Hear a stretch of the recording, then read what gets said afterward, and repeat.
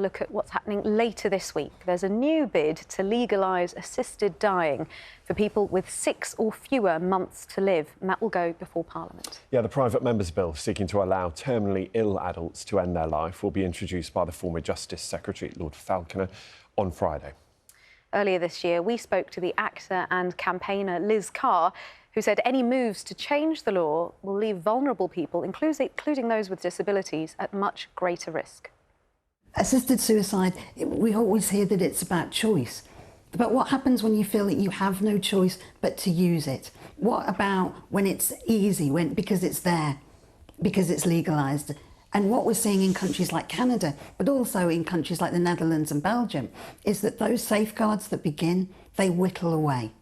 And when we say it's going to be for a small group of people, it extends. Either the definition extends or the numbers using the law extends.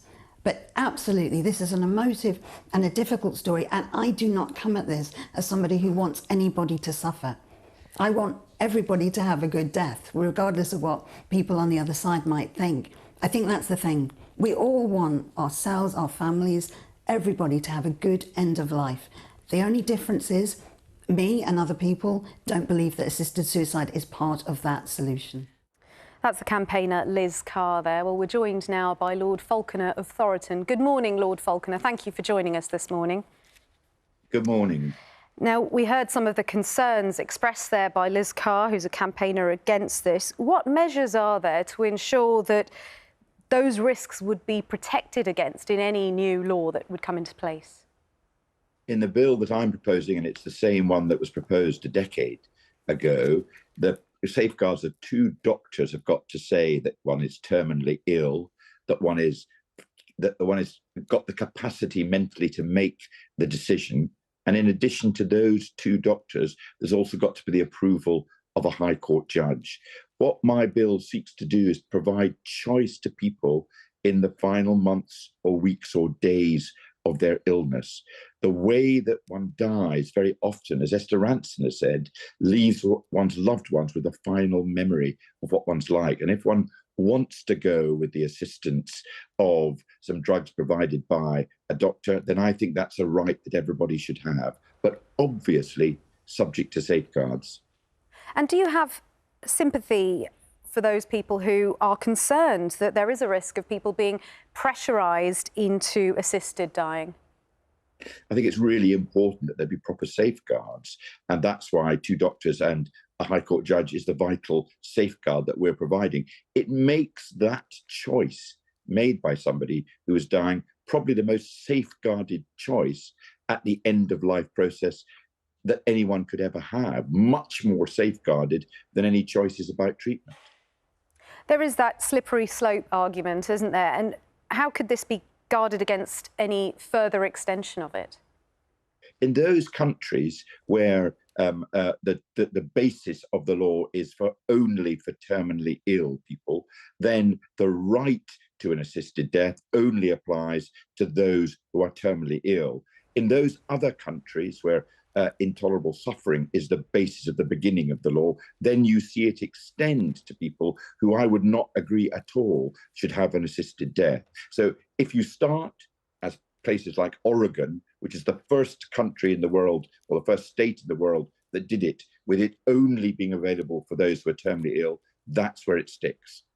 And there is, of course, the argument the other way, saying that this doesn't go far enough, because you've got the campaign group My Death, My Decision, and they're saying that these restrictions, because it's only applying to people with 6 months or fewer to live, they discriminate against those suffering from incurable conditions. So what do you say to that argument? Yes, and very many people have said it should go further than simply those who are terminally ill. But for myself, and I think for many people, the state should not be allowing people to help others to commit suicide unless the position is that they are dying anyway. This is only about people who've got a terminal illness and which will lead to their death in a short period. And in terms of the timeline for this, now you have, as you said before, this has all been proposed before. Why do you feel that it's more likely to go through this time round?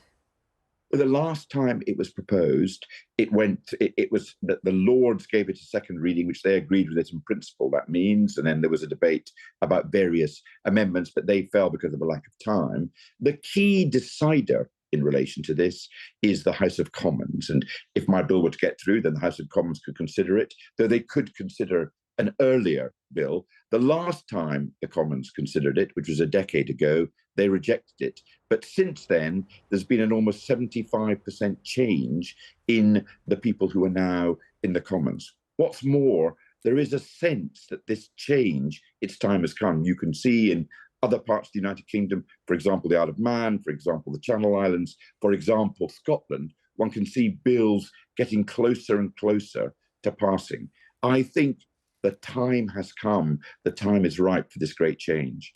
And Lord Falconer, one of the issues that this highlights really is the question of the standard of palliative care in this country. And some of those people arguing against this bill say that what the UK needs actually is properly funded and high quality palliative care for people at the end of their life. I completely agree with the fact that there should be the highest quality palliative care. And what's more, I think more money should be spent on that. But it's not either or. You can have both. And everybody who looks at this agrees that no matter how good the palliative care may be, there will be a group of people who want to end their lives early when they are terminally ill, even though they're getting the best palliative care. The evidence from abroad is that if you introduce an assisted dying law, that also tends to increase the amount of money spent on palliative care. So I'm strongly in favour of the best palliative care, but I don't think an assisted dying bill in any way prevents that. Indeed, it encourages it. Lord Falconer, thank you for joining us. That's that bill that's going ahead. You. Thank you. That bill will be debated later this week.